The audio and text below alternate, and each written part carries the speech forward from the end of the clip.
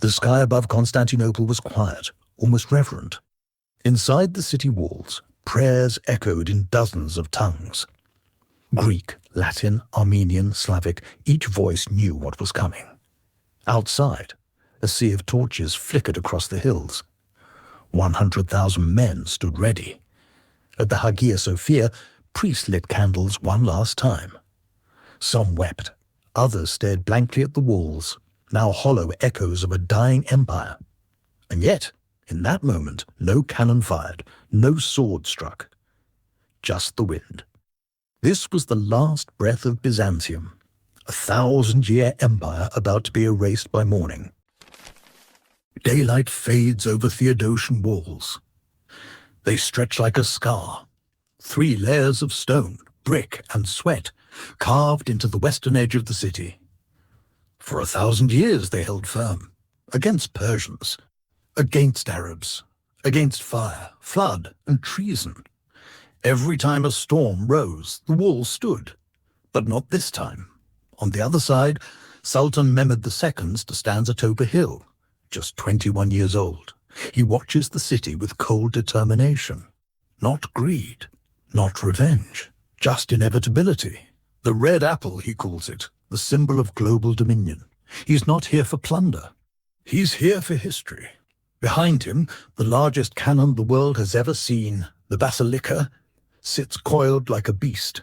It takes 60 oxen to move it. Each shot it fires shakes the earth. But it's not the cannon alone that threatens Constantinople. It's time. Time, the slow decay. Time, the whispering traitor. Time has rotted the empire from within. Inside the city, Emperor Constantine XII walks the ramparts. He knows. He is outnumbered 10-1. He knows Venice and Genoa send words, not ships. He knows there will be no reinforcements. Still, he walks. Still, he orders the gates braced. Still, he prepares his last stand.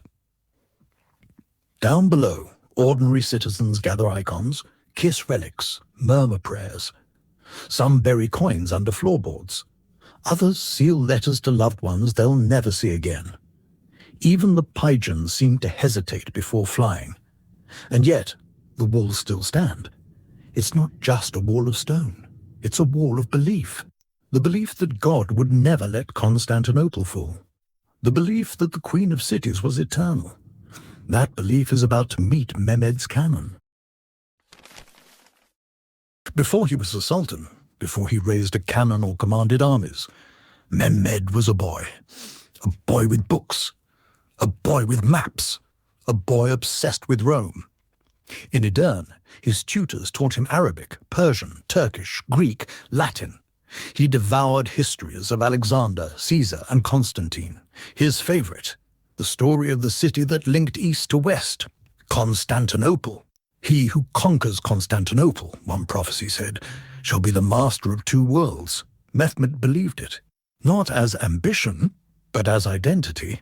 At 11, he became sultan briefly. Too young, too fragile. His own advisors replaced him with his father again. But Mehmed never forgot. At 19, he returned to the throne. At 20, he began preparations. Massive walls built around his new fortress of Rumeli Hisara, right across the Bosphorus. A chokehold, a signal. Constantinople was surrounded, not just by armies, but by fate. His advisors warned him, "You will unite the Christians against us." Mehmed didn't flinch. He brought in Hungarian cannon master Orban, who promised a weapon strong enough to crack empires. He recruited 100,000 soldiers, engineers, architects, and even a navy, something the Ottomans never had before. Across the water, the Byzantines watched the fortress rise. Each stone like a drumbeat. Each rumor of Mehmed's strength tightening the noose. But Mehmed wasn't rushing. He wrote letters to Constantine, offering peace. Surrender and you'll be spared. Constantine refused.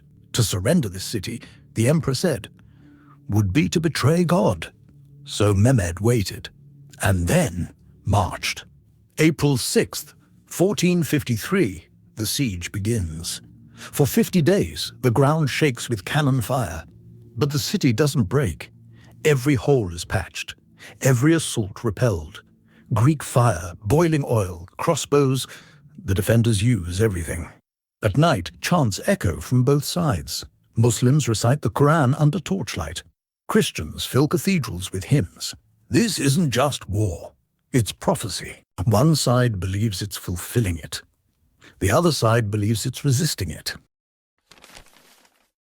Constantinople was more than stone and empire. She was legend. For centuries, they called her the Queen of Cities. She stood at the crossroads of continents, Asia and Europe, and between two worlds, Christian and Muslim. Gold-roofed palaces, vast cisterns hidden beneath marble streets, the Hagia Sophia with its dome floating like heaven suspended mid-air. Once, she was the heart of an empire that ruled the Mediterranean. Now she's a relic, still radiant but fading.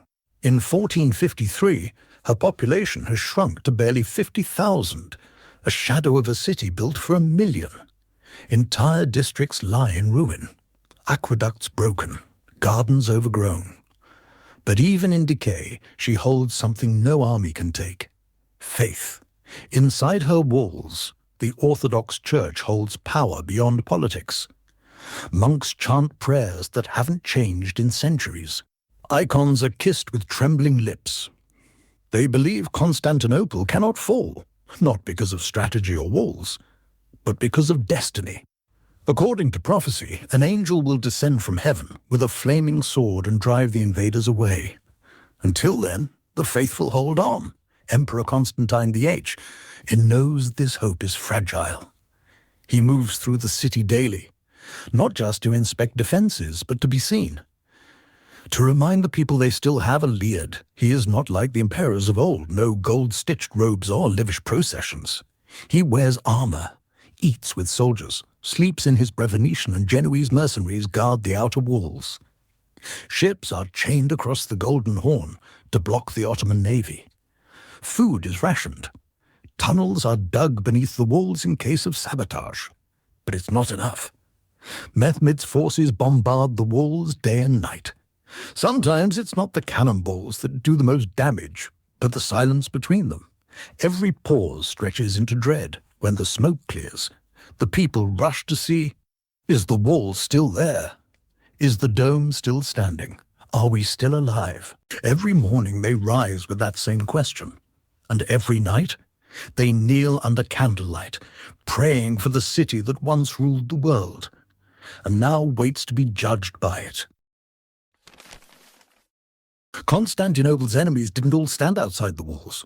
Some walked its broken streets.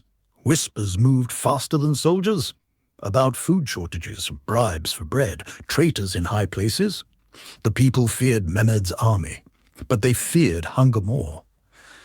Bakers were accused of hiding grain. A priest was caught hoarding dried figs behind a false wall. In the markets, gold coins couldn't buy onions. Mothers began feeding their children broth made from boiled leather. Every sunset, a little more hope dissolved into suspicion. The Genoese mercenaries, who supposedly allies, held their own district and answered to their own commander, Giovanni Giustiniani. Some locals whispered, "They'll abandon us. They're only here for profit." Constantine XII knew he walked a line thinner than a sword's edge. He needed unity. He needed belief. So on May 23rd, he gathered nobles, priests, and generals inside the Hagia Sophia. Candles lit the great dome. Beneath mosaics of Christ and Mary, he spoke not as emperor, but as a man. "I do not command you as your ruler," he said. "I beg you as your brother. We are the last light of Rome, the last breath of Byzantium. If we fall, the world changes." Silence. Then tears. Men fell to their knees. Priests embraced soldiers. For one brief hour, the city remembered what it was fighting for. But outside, Mehmed had other plans. His cannon master, Orban, had died when one of his own weapons exploded. But the Sultan didn't mourn. He adapted. He changed the angle of his assault. Focused on the weakest part of the wall, the Kirka gate, a small, half-forgotten entryway. And he turned to strategy. He had ships dragged over land, logs, and grease used to slide entire galleys across hills, bypassing the Golden Horn's chain blockade. When Constantinople woke the next morning, Ottoman ships were inside their own harbour. The city panicked. How had they crossed water without touching it? Some called it witchcraft. Others called it fate. Constantine called it what it was, a death grip. The Queen of Cities was now surrounded from every side. And still, it did not fall. Night after night, defenders lit fires, patched walls, sang hymns. But now, for the first time, even in prayer, the people began to whisper, what if the prophecy was wrong? While Constantinople burned, Europe prayed and watched. Some offered letters, others sent relics. But ships? Soldiers? Real help? None came. The Byzantines had hoped for a miracle. What they got was politics. In Rome, Pope Nicholas V called for a crusade. His words echoed across Catholic Europe. The infidel is at the gates of Christian history, he declared. To lose Constantinople is to lose our past. Kings nodded. Bishops wept. Nobles feasted. But they didn't march. France was healing from war. England was slipping into one. Spain was chasing Moors. And Italy, divided into jealous city-states, was too busy fearing each other. Venice sent a few ships. Genoa allowed one of its own, Giustiniani, to lead a band of volunteers, but nothing near what the moment demanded. Why? Because Constantinople wasn't just Christian. It was Orthodox. The Great Schism of 1054 still lingered. Eastern and Western churches had split over dogma, pride and power. Some in the West even whispered, let it fall. Let Rome rise again in its place. And so, the last heir of Rome stood alone. On May 24th, smoke curled above the city's rooftops. Inside the Hagia Sophia, the people gathered again, not for politics, but for peace. For the first time in centuries, a joint service was held between Latin and Greek priests. They kissed each other's crosses, shared the same cup. Let our bodies divide no longer, one bishop said. If we die as one church. Outside, the cannons answered with fire. Mehmed had ordered a final assault. His men were restless. He could not let the siege drag on. In the Ottoman camp, drums beat through the night. The spies within the city reported, morale is low. A breach is near. One final message was sent to the emperor. Surrender, and you will live. Constantine didn't reply. He walked through the palace of Blackernai one last time, touched the columns, watched the Bosphorus shimmer like broken glass. Then he addressed his court. I would rather die with my people than live as a coward. That night he removed the purple cloak, put on his armor, and waited for morning. May 28th, 1453. The final night. No cannon fire, no drums, no shouting, just a hush. A silence so heavy it pressed down on every rooftop and alley. In the Hagia Sophia, thousands gathered shoulder to shoulder, rich and poor, soldiers and children, monks beside mercenaries. The dome glowed with candlelight. Smoke curled toward the heavens. It was the first and last time in centuries that Latin and Greek liturgies were sung together. The chants rose, slow and mournful. Not a call for victory, a farewell. The people knew this was no longer a siege. This was an ending. Emperor Constantine XII stood near the altar. He asked forgiveness from his people, from his commanders, from God. Then he turned, walked out, and disappeared into the darkness. No one would see him again. In the streets, mothers kissed their children goodbye. Priests offered last rites by torchlight. Some families stayed inside, clutching relics. Others climbed the walls to watch the horizon.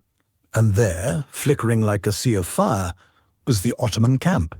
100,000 torches, 100,000 men. Some sang prayers, others sharpened blades. Mehmed II paced in silence. He had ordered a 3-wave attack. First, expendable forces to exhaust the defenders. Second, his elite troops to punch through the breaches. Third, the Janissaries, his most loyal and feared warriors, the final hammer. He knew the risks. Constantinople had repelled empires before. The defenders were few, but desperate. But Mehmed had something no other attacker had ever brought: cannon, ships, and vision. He would not sack the city. He would claim it, transform it. Tomorrow, he told his men, you will walk through the gates of history. Back inside the city, Justiniani checked his defenses. His men lined the walls near the Mesotishon, the weakest point. Wood reinforcements, rubble packed behind bricks, oil and stones ready to be hurled. They'd hold or die trying. One soldier scratched a cross into the stone with a dagger. Another whispered his confession aloud. The moon rose. A breeze passed over the Golden Horn. Somewhere a rooster crowed. Then trumpets. Mehmed's command echoed like thunder. The torches began to move. The storm had begun. Just before dawn, a thunderclap of cannon fire splits the sky. Smoke chokes the air. The ground quakes. From the dark hills, the first wave of Ottoman soldiers surges forward, irregulars, conscripts, armed with axes, ladders, and chaos. They are meant to die. The Byzantines know this. So do the Ottomans. But still, they come, wave after wave, screaming, climbing, breaking against the walls like a storm tide. And above, the defenders fight like men already dead. Arrows whistle. Boiling oil rains down. Swords flash in torchlight. The smell is unbearable. Blood, gunpowder, sweat, burning flesh. But the walls hold. Constantine XII fights alongside his soldiers, shouting orders, dragging the wounded, rallying the line. Justiniani's Genoese hold the Mesotishon with grit and fury. Then comes the second wave. The Anatolian infantry. Trained, disciplined, with siege tools and shields. They exploit every crack, every loosened stone. But the defenders are ready. They roll boulders down the ramps, jab with spears through murder holes. One breach is sealed with furniture, rope, and human bodies. Another is defended with fire. Hours pass. The sky begins to lighten. And then, a scream. Justiniani has fallen, wounded, pierced by a bullet or arrow. No one knows for sure. He is dragged from the walls by his men. His retreat sends a ripple of panic. The Genoese, leaderless, begin to fall back. Some desert their posts. Others break rank. The emperor rides in to plug the gap himself, sword drawn, armor bloodied. But the damage is done. That's when the third wave arrives. The Janissaries, elite. Ruthless, born for this moment, they charge in columns, silent, focused, terrifying. They strike the weakened wall of the Kirka Porta, where a forgotten gate had been left slightly ajar during the chaos. No one noticed. Not until it was too late. A few Ottomans slip inside. Then more. One of them climbs the tower and raises the crescent banner. From the ground, the signal is clear. The walls have been breached. A roar rises from the Ottoman lines. More troops flood through the gap. Inside the city, panic spreads like fire. Some fight. Others flee. Doors are barricaded. Bells ring wildly. Constantine XII refuses to retreat. He throws off all imperial insignia. The city is lost, he says, but I live and die with it. He vanishes into the melee. Some say he was last seen fighting hand to hand near the St. Romanus Gate. Others say his body was never found. But in that moment, no one cares for legends. The Queen of Cities has been breached, and her final hour has begun. The gates are open. The walls have cracked, and the flood pours in. Ottoman troops surge through the Kirka Porta and Mesoteichon. They scream war cries. Some pray, others laugh, but all of them run. Into the streets, into the houses, into the bones of a dying empire. Panic consumes Constantinople. Families rush to churches, hoping sanctuary will shield them. Bells ring wildly. Doors slam. But it's chaos now. Order is gone.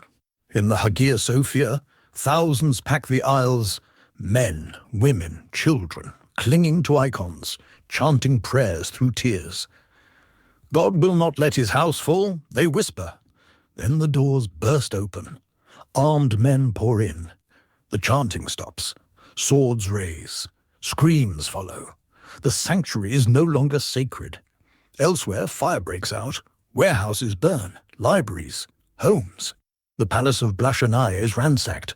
Marble statues shattered. Scrolls torn. Gold melted. Priceless relics are stripped. Some are trampled. Others vanish. A nun throws herself into a well. A scholar sets his manuscripts alight before soldiers arrive. The emperor is gone. The guards are broken. Constantinople is no longer a city.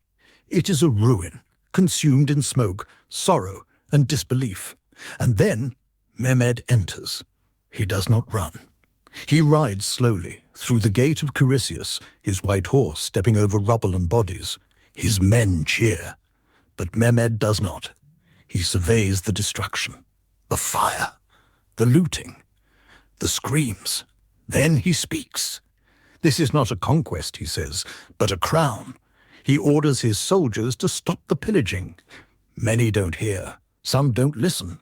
But the message is clear. The city now belongs to him. He rides straight to the Hagia Sophia. He dismounts, walks beneath the shattered arch, and kneels.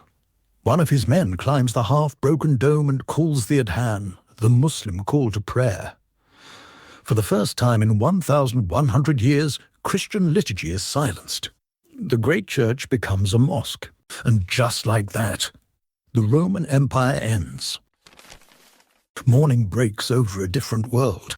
The sun rises on Constantinople, but the name means nothing now. Streets once filled with hymns now echo with foreign songs. Churches stand open, hollowed out, banners torn. The double-headed eagle lies trampled in the dust. Survivors emerge slowly. Some kneel in silence.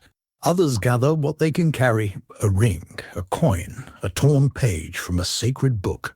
Grief is not loud. It walks barefoot. Across the city, smoke drifts like mourning.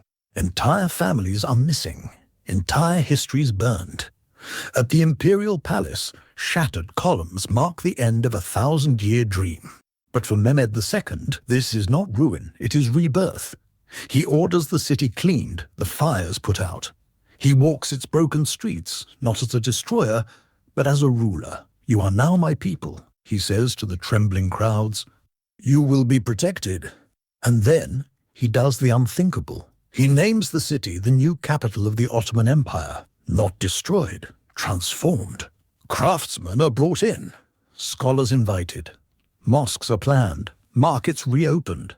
The Queen of Cities will rise again, but not as Rome. As Istanbul, the world watches in shock. In Rome, the Pope weeps. In Europe, kings fear what comes next. If Constantinople could fall, what else might? The old world is gone, and a new one is being built, brick by brick, on its ashes. The gates of Constantinople had closed for the last time, and far beyond its ruins, the world began to shift. In Europe, silence turned to fear. The strongest Christian city had fallen, and not to heresy or betrayal, but to Islam. Churches in Rome draped their altars in black. Bells tolled. Crowds gathered in prayer. Some whispered that the Antichrist had come. Others claimed it was God's punishment. But kings, they saw something else. A power rising in the east. Mehmed now controlled the Bosphorus, the strait that connected the Black Sea to the Mediterranean. Overnight, he held the key to trade between Europe and Asia. Spices, silk, gold, all now passed through Ottoman hands. Prices rose. Routes tightened. The age-old land bridges to the east were no longer safe. So new questions began to stir in the west. What if we went around? What if there's another way to reach India? In Portugal, ships were already preparing. In Spain, explorers studied maps. In Italy, cartographers sharpened their ink. The fall of Constantinople didn't just close a chapter. It opened the next one. The age of exploration was born. Meanwhile, thousands fled the fallen city. Priests, philosophers, scribes, carrying only what they could. Many ended up in Italy. They brought manuscripts, knowledge, and the forgotten language of ancient Greece. And in the libraries of Florence and Venice, the words of Plato and Aristotle came alive again. The Renaissance ignited. From the ruins of Byzantium, a new flame rose, not of empire, but of art, science, and reason. The old world had died, but in its death, it had seeded the birth of the modern one. Mehmed stood atop the highest tower of the city he had conquered. Below him lay broken gates, fallen crosses, and shattered stone. But in his mind, he saw something else. A city reborn. A capital greater than any before it.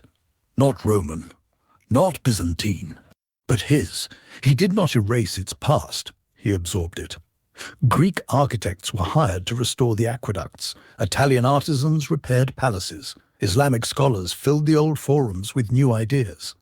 From the ashes of Constantinople, Mehmed began to forge a capital that would rival anything ancient Rome had ever built. He declared himself Caesar I Rum, Caesar of Rome, not in mockery, in continuity. The line of Caesars ends with me, he said, and begins again. In the rebuilt Hagia Sophia, Friday prayers echoed where choirs once sang. But Mehmed preserved the walls, the arches, the towering dome. He did not destroy the symbol. He redefined it.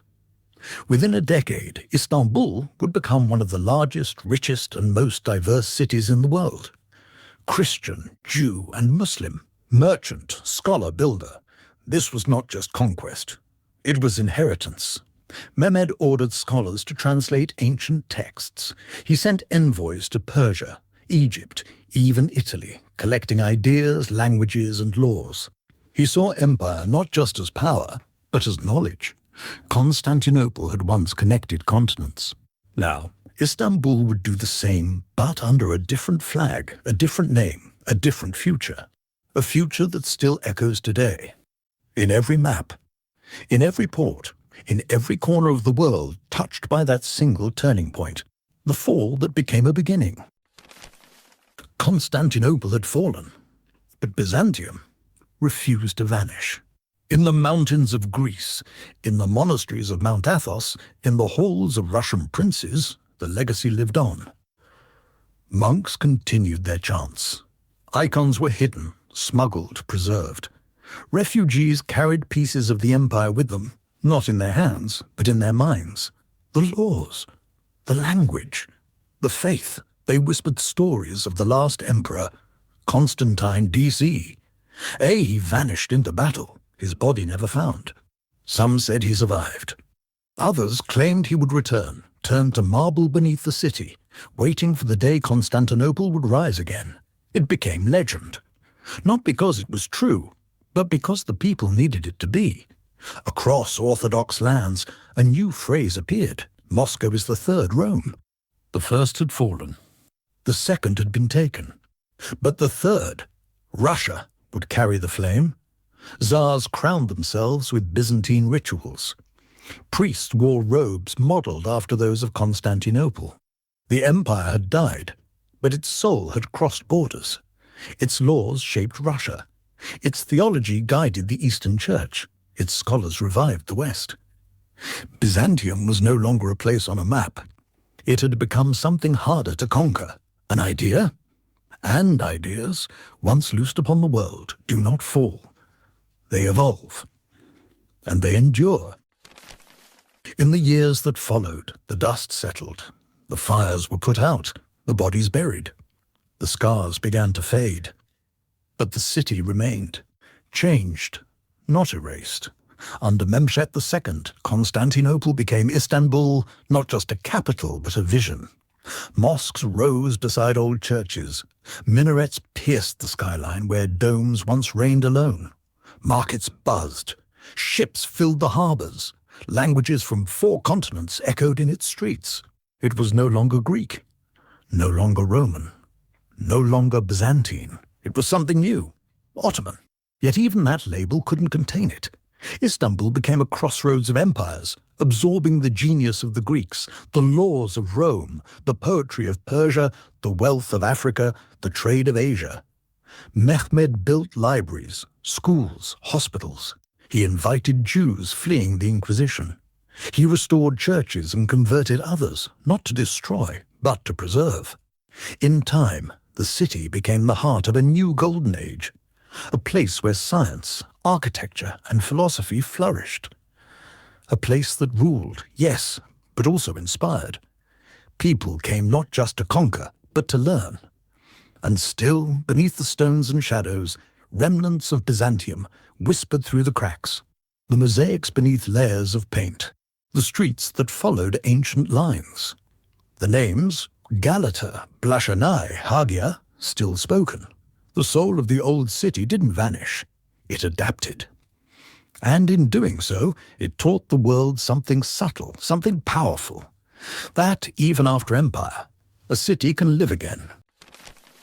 Walk through Istanbul today, and the past breathes from the walls. Not in ruins, but in layers. The Roman aqueduct still stands, carrying whispers of Caesar and Justinian. The Hagia Sophia, now a mosque again, holds Christian mosaics under Islamic calligraphy, as if the city itself remembers everything. And it does. You can't walk a block without stepping over buried history, a Roman column, a Byzantine cistern, an Ottoman fountain. The stones don't argue, they coexist. Layered, like memory. Every empire that held this city tried to make it theirs. But the city, it never truly belonged to anyone. It just kept becoming. That is the real legacy of Constantinople. Not its fall, but its resilience. The idea that identity is not fixed, that greatness is not about permanence, but adaptation. That the most powerful thing an empire can leave behind is not dominance, but depth. And today, as the call to prayer echoes over the same hills where bells once rang, one truth becomes clear. Constantinople is gone, but the city never left. Empires fall all the time, but not all of them change the world. The fall of Constantinople didn't just mark the end of Byzantium. It marked the end of one story and the beginning of many others. The world we live in today, with global trade, exploration, religious conflict, shifting power centers, began here. When Mehmed entered that broken city, a 1,000-year-old empire ended. But so did something deeper. The idea that one civilization could stand at the center forever. What was left behind wasn't just ruins. It was certainty. Certainty that Rome would never fall. That faith would protect cities. That tradition would be enough. All of that cracked when those walls broke. What came after was faster, louder, more connected. Europeans sailed west.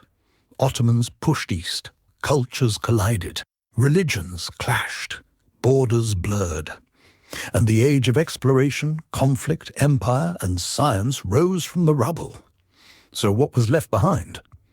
A slower world. A divided world. A world that still believed time moved in circles. What replaced it was our world. Fast, global, fragile. And all of it, the borders we defend, the beliefs we hold, the power we chase, can be traced back to this turning point. One city, one morning, one breach. That's all it took. And what was left behind was the old world, as we stepped, ready or not, into the new.